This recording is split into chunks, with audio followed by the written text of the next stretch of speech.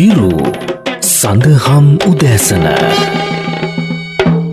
අපි හමුදුරුනේ අද වර්තමාන සමාජයේ ගෝලීය අර්බුදය නිසා දේශගුණික විපර්යාසයන් නිසා පුද්ගලයන් පීඩාවට පත් වෙලා ඉන්නේ.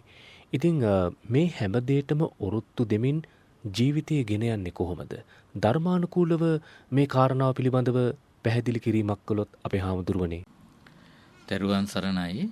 අද සමාජයේ අපි ජීවත් වෙනකොට හැම දෙයකම ඔරොත්තු දෙන කෙනෙක් විදිහට ජීවත් වෙන්න නම් අපි ගොඩාක් දේවල් හිතන්න ඕනි දේවල් තියෙනවා. ලෝකේ අපිට සාමාන්‍යයෙන් චක්‍රයක් විදිහට එනවා අටලෝ දහම.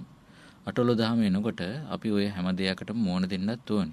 හැබැයි බුදුරජාණන් වහන්සේ ධනය පැත්තෙන් අපි බැලුවොත් එහෙම ඒකේන භෝගයේ පුඤ්ජේය දීකම්මම් පයෝජේ මේ ටික කලමනාකරණයේ පැත්තෙන් අපිට හිතන්න දෙයක් තියෙනවා. එක පැත්තකින් සැලසුම් කරගන්න ඕනි. ස්වභාවික ආපදාවන් ආවෝ වෙලාවක් ආවොත් එහෙම අපිට ඒ වෙලාවෙදිත් විවිධාකාරයෙන් කළමනාකරණය කරගෙන රටක් විදියට යන්නත් ඕනේ මිනිස් ජීවිතේ එන්න ඕනේ.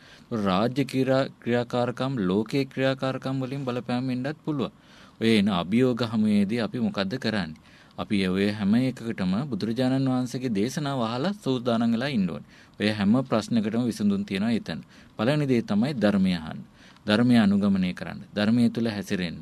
ඔබේ දියුණුව ඇති කරගන්න. කලමනාකරණය, ඒ වගේම ජීවිතේ කලමනාකරණය, බාහිර කලමනාකරණය, ඔය දේවල් ඇති කරගන්න. කලමනාකරණයේ සංකල්පයක් හොඳ එකක් තියෙනවා සදුවත විශ්ලේෂණය කියලා.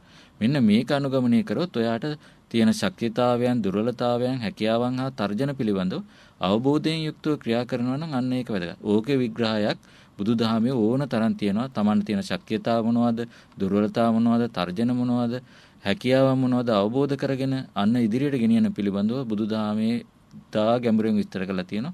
ඒවා අවබෝධ කරගෙන යන්න. එතකොට ඔබට එන ඕනෑම අභියෝගයකදී මුහුණ දීලා ජීවිතය ඉතාම ලස්සනට දියුණුව කරා යන්න පුළුවන්. හැම දිනාටම තෙරුවන් සරණයි.